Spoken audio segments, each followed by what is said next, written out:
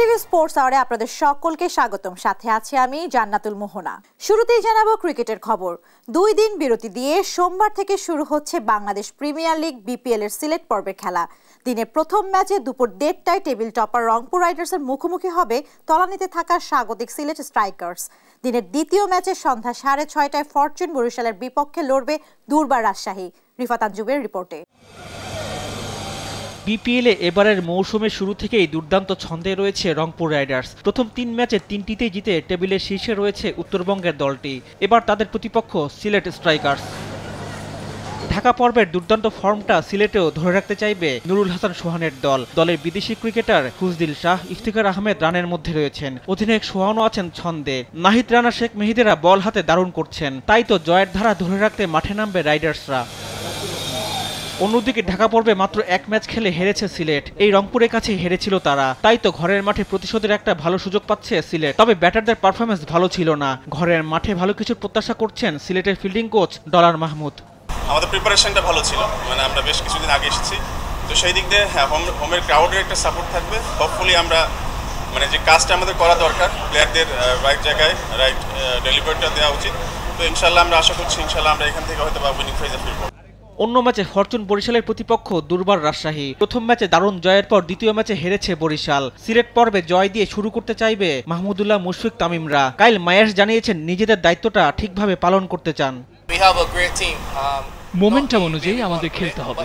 দেখুন, আমাদের একটা ভালো দল আছে। কন্ডিশনের সঙ্গে মানিয়ে নিয়ে খেলতে পারলে আশা করি ভালো কিছু হবে। অন্যদিকে বরিশালের চেয়ে 1 ম্যাচ বেশি খেলে একটি জয় নিয়ে পরের অবস্থানে রাজশাহী। শক্তির বিচারে পিছিয়ে থাকা রাজশাহীর জন্য জয়টা বেশ কঠিন। সোহাগ গাজী মনে করেন মাঠের পরিকল্পনা অনুযায়ী খেলতে পারলে জয় পাওয়া সম্ভব।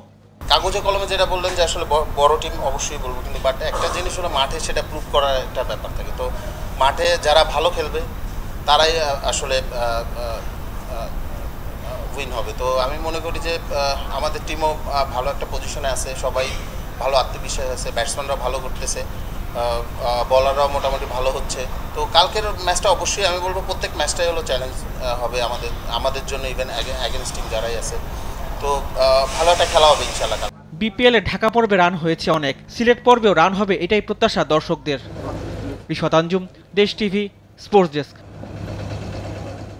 পাকিস্তান সুপার লিগ পিএসএল এ প্লেয়ার্স ড্রাফটে এবারের মৌসুমের জন্য 8 জন বাংলাদেশি ক্রিকেটার নাম জমা দিয়েছেন। 2টি ক্যাটাগরিতে রয়েছে এই 8 ক্রিকেটারের নাম। প্লাটিনাম ও ডায়মন্ড ক্যাটাগরিতে থাকা 8 বাংলাদেশি হলেন সাকিব আল হাসান, মোস্তাফিজুর রহমান, মাহমুদুল্লাহ রিয়াদ, তাসকিন আহমেদ, হাসান মাহমুদ, রিশাদ হোসেন, তানজিম হাসান ও তাওহিদ হৃদয়। এবারের ড্রাফটে 19 দেশের 510 ক্রিকেটার নাম নিবন্ধন করিয়েছেন। যেসব বিদেশি খেলোয়াড় আইপিএল এ দল পাননি এমন অনেকেই পিএসএল এর ড্রাফটে নাম দিয়েছেন। আগামী শনিবার পিএসএল এর 10ম আসরের প্লেয়ার্স ড্রাফট অনুষ্ঠিত হবে বেলুচিস্তানের বন্দর নগরী গোয়াদারে। আয়তনে পাকিস্তানের সর্ববৃহৎ প্রদেশে এবারই প্রথম খেলোয়াড় কেনার হাকডাক হতে চলেছে।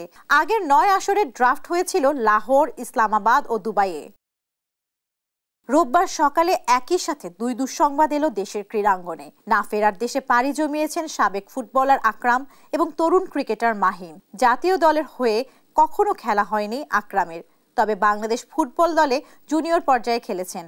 দেশের অন্যতম ঐতিহ্যবাহী ক্লাব ঢাকা মোহামেডান স্পোর্টিং ক্লাবের জার্সি গায়েও খেলেছিলেন তিনি। রোববার মাত্র 40 বছর বয়সে হৃদরোগে আক্রান্ত হয়ে ঝিনাইদহের শেষ নিঃশ্বাস ত্যাগ করেন এই ফুটবলার। তবে আকরামের মতো লম্বা সময় পাওয়া হয়নি মাহিনের। ক্রিকেটের বয়সভিত্তিক পর্যায় থেকে ভেসে এলো দুঃসংবাদ।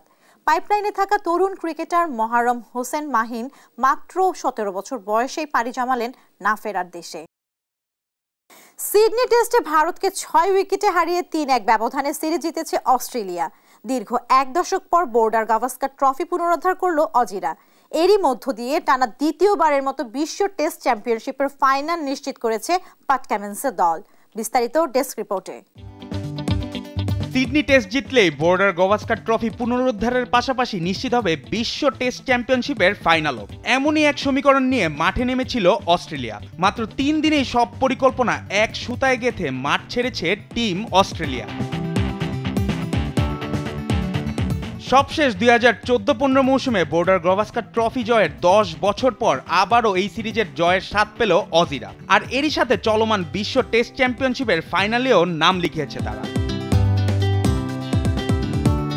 শনিবার সিডনি টেস্টের দ্বিতীয় দিনটা অস্ট্রেলিয়া শেষ করেছিল চালকের আসনে থেকেই। 6 উইকেটে 141 রান নিয়ে দিন শেষ করেছিল ভারত। লিড ছিল মাত্র 145 রানের। রোববার ব্যাট করতে নেমে আর বেশি দূর এগোতে পারেনি তারা। মাত্র 16 রান যোগ করতেই অল আউট মেনিন ব্লুজ শিবির। অজি পেসার স্কট বোলেন্ড তুলে নেন 6 উইকেট। অস্ট্রেলিয়ার জয়ের লক্ষ্য দাঁড়ায় 162।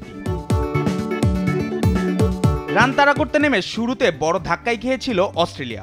মাত্র 58 রানেই অজিদের 3 উইকেট তুলে নিলেন প্রসিদ্ধ কৃষ্ণা। বুমরা না থাকায় অস্ট্রেলিয়ার লড়াইটা তুলনামূলক কম কঠিন ছিল বলাই যায়। তবে বুমরার অনুপস্থিতিতেও বেশ লড়াই করেছেন কৃষ্ণা ও মোহাম্মদ সিরাজ। তবে চতুর্থ উইকেটে 44 রানের জুটি করে অস্ট্রেলিয়াকে সুবিধাজনক অবস্থানে নিয়ে যান উসমান খাজা এবং ট্রাভিস হেড।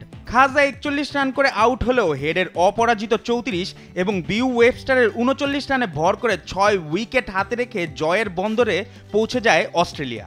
10 উইকেট নিয়ে ম্যাচ সেরা হন স্কট বোলেন্ড। আর পুরো সিরিজ জুড়ে দুর্দান্ত বোলিং করা বুমরা হয়েছেন সিরিজ সেরা। জুবাইর নূর, sports desk, Desh TV. ওয়েলিংটনের basin রিজার্ভে অনুষ্ঠিত সিরিজের প্রথম ওয়ানডেতে নিউজিল্যান্ডের বিপক্ষে দাঁড়াতেই পারেনি শ্রীলঙ্কা। ম্যাট হেনরির বিধ্বংসী বোলিং এবং উইল ইয়াং এর অপরাজিত 90 রানের ইনিংসে 9 উইকেটের বিশাল ব্যবধানে জয় পেয়েছে কিউইরা। ফলে 3 ম্যাচের সিরিজে 1-0 ব্যবধানে এগিয়ে নিউজিল্যান্ড। বিস্তারিত থাকছে রিপোর্টে। টস জিতে শ্রীলঙ্কাকে ব্যাটিংয়ে পাঠান নিউজিল্যান্ড অধিনায়ক মিচেল স্যান্টনার। সিদ্ধান্ত যে সঠিক ছিল তা প্রমাণ করতে সময় নেননি ব্ল্যাক ক্যাপের বোলাররা। ম্যাচের শুরু থেকেই ম্যাট হেনরি, জ্যাক ডাফি আর নাথান স্মিথ চেপে ধরেন লঙ্কান ব্যাটারদের। তাদের বোলিং তোপে 10 ওভারের মধ্যেই 23 রানে 4 উইকেট হারিয়ে ব্যাটিং বিপর্যয়ে পড়ে শ্রীলঙ্কা। পঞ্চম ওভারে পান্থুম নিশাঙ্কার উইকেট দিয়ে শুরু। এরপর কুশল মেন্ডিস ও অধিনায়ক চরিত আসালাঙ্কাকে দ্রুত বিদায় করেন কিউ পেসাররা। ম্যাট হেনরি ছিলেন ভয়ঙ্কর। 10 ওভারে মাত্র 19 রান দিয়ে তুলে নেন 4 উইকেট। তার বলে সুইং আর গতি সামলাতে না পেরে একের পর এক উইকেট বিলিয়ে দেন লঙ্কান ব্যাটাররা। অন্যদিকে ডাফি এবং স্মিথও ভাগাভাগি করে নেন আরও 4 উইকেট। শুরুতে উইকেট হারালেও ওপেনার আভিস্কা ফার্নান্দো ও জানিত লিয়ানাগে পঞ্চম উইকেটে 87 রানের পার্টনারশিপ গড়ে কিছুটা সামাল দেওয়ার চেষ্টা চালায়। তবে সেন্টনারের বোলিংয়ে ভাঙে সেই জুটি। এরপর আবারও ধস নামে লঙ্কান ইনিংসে। শেষ দিকে ওয়ানিন্দু হাসারাঙ্গা 35 ও চামিন্দু বিক্রমাসিংহের 22 রানে শ্রীলঙ্কার ইনিংস থামে 178 রানে। 179 রানের লক্ষ্য তাড়ায় মাত্র 26 ওভার 2 বলেই লক্ষ্যে পৌঁছে যায় নিউজিল্যান্ড। নিউজিল্যান্ডের ওপেনিং জুটিতে ছিল আত্মবিশ্বাসের ছাপ। রাচিন রবীন্দ্র ও উইল ইয়াং প্রথম উইকেটেই গড়েন 93 রানের পার্টনারশিপ। 13তম ওভারে রবীন্দ্র আউট হলেও বাকি পথটা সহজেই পাড়ি দেন ইয়াং ও মার্ক চ্যাপম্যান। ব্যক্তিগত 90 রানে অপরাজিত ছিলেন উইল ইয়াং। এটি মিচেল স্যান্টনারের সাদা বলের ফরম্যাটে অধিনায়ক হিসেবে তার প্রথম জয়। এই জয়ে 3 ম্যাচের সিরিজে 1-0 ব্যবধানে এগিয়ে গেছে নিউজিল্যান্ড। বুধবার হ্যামিল্টনে অনুষ্ঠিত হবে সিরিজের দ্বিতীয় match. Mohammad Sakib, sports desk, Desh TV. Cricket ছেড়ে এবার ফুটবলের খবর। ইংলিশ প্রিমিয়ার লিগের রাতে হাই ভোল্টেজ ম্যাচে মাঠে নামবে 2 জায়ান্ট লিভারপুল এবং ম্যানচেস্টার ইউনাইটেড। অ্যানফিল্ডে রাত 10:30টায় শুরু হবে খেলা। এবারের মৌসুমে টেবিল টপার লিভারপুল অন্যদিকে হাঁটতে হাঁটতে দেয়ালে পিঠ ঠেকেছে ম্যানইউর। তবুও মোহাম্মদ সালাহ, কোডি গাকপো, আলেকজান্ডার আর্নল্ডের লড়াই দেখতে মুখিয়ে ফুটবল ভক্তরা। বিস্তারিত জানাচ্ছেন কানাইস রাহাত। ইংলিশ প্রিমিয়ার লিগের অন্যতম সেরা দ্বৈরথ বলা যায় লিভারপুল ম্যানচেস্টার ইউনাইটেড ম্যাচকে। তবে এবারের মৌসুমে 2 জায়ান্টের অবস্থান ঠিক 2 মেরুতে। একের পর এক জয়রথ ছুটিয়ে টেবিলের শীর্ষে লিভারপুল, আর হাঁটতে হাঁটতে টেবিলের নিচের দিকে নামছে ম্যানচেস্টার ইউনাইটেড। ঠিক এমনই পরিস্থিতিতে রোববার রাতে মুখোমুখি হবে 2 দল। মৌসুমের শুরু থেকেই রীতিমতো উঠছে লিভারপুল। এখন পর্যন্ত 18 ম্যাচে 45 পয়েন্ট নিয়ে টেবিল টপার তারা। শিরোপার রেসে অন্যদের চেয়ে বেশ এগিয়েই আছে অলরেডরা। সবশেষ 5 ম্যাচের কোনোটিতেই হারেনি তারা। ফরওয়ার্ড লাইন থেকে রক্ষণভাগ সব বিভাগেই দুর্দান্ত ফুটবল খেলছে Liverpool. Luis Diaz, Cody Gakpo, Mohamed সালাহরা প্রতিপক্ষকে গোল বন্যায় ভাসাচ্ছেন নিয়মিত।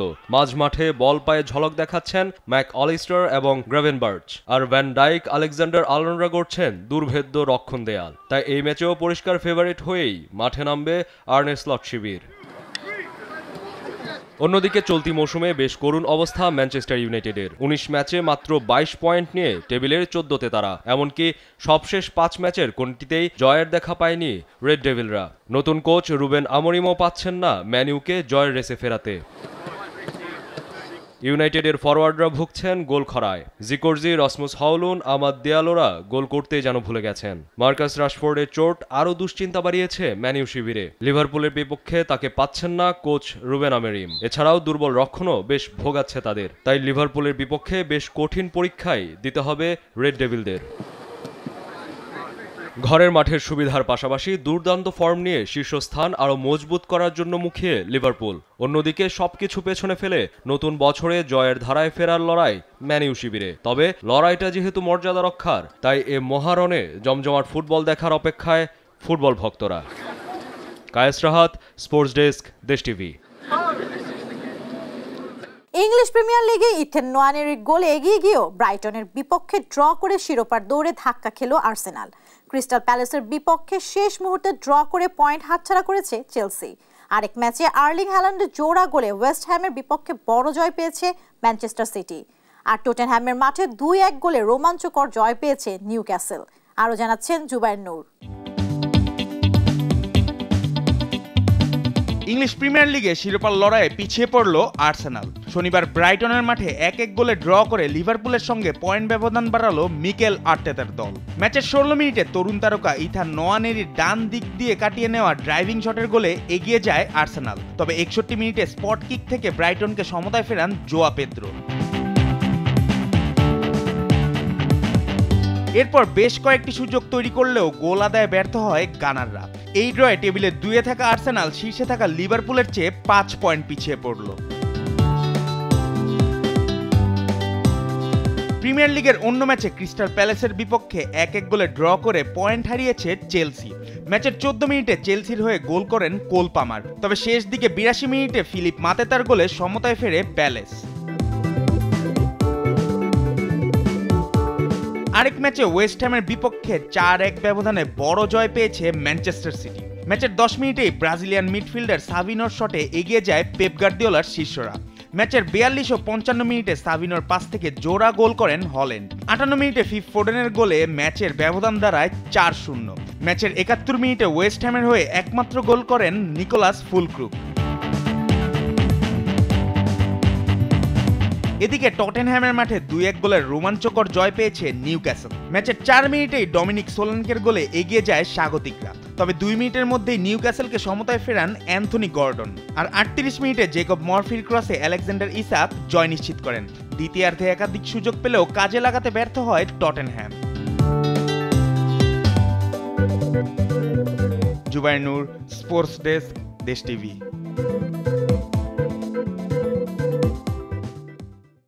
সম্প্রতি যুক্তরাষ্ট্রের প্রেসিডেন্সিয়াল মেডেল অফ ফ্রিডম পুরস্কারে ভূষিত হন লিওনেল মেসি। তবে পুরস্কার গ্রহণের জন্য হোয়াইট হাউসে যাননি তিনি। হোয়াইট হাউসের আনুষ্ঠানিক তালিকায় মেসির নাম থাকলেও অনুষ্ঠানে তার পক্ষ থেকে কেউ পুরস্কার গ্রহণ করেননি, যে কারণে ঘোষণা করা হয়নি মেসির নামও। মর্যাদাপূর্ণ এই অনুষ্ঠানের ডেনজেল ওয়াশিংটন, বোনো, ম্যাজিক জনসন এবং হিলারি ক্লিন্টনের মতো বিশিষ্ট ব্যক্তিরা উপস্থিত থাকলেও মেসির অনুপস্থিতি ছিল লক্ষণীয়। তবে মেসির প্রতিনিধিরা ইন্টার মায়ামির মাধ্যমে এক বিবৃতি প্রকাশ করে জানিয়েছেন, এদিন আগে থেকে মেসির আরেকটি প্রোগ্রাম থাকায় তিনি হোয়াইট হাউসে উপস্থিত হতে পারেননি। এবার জানাবো টেনিসের খবর।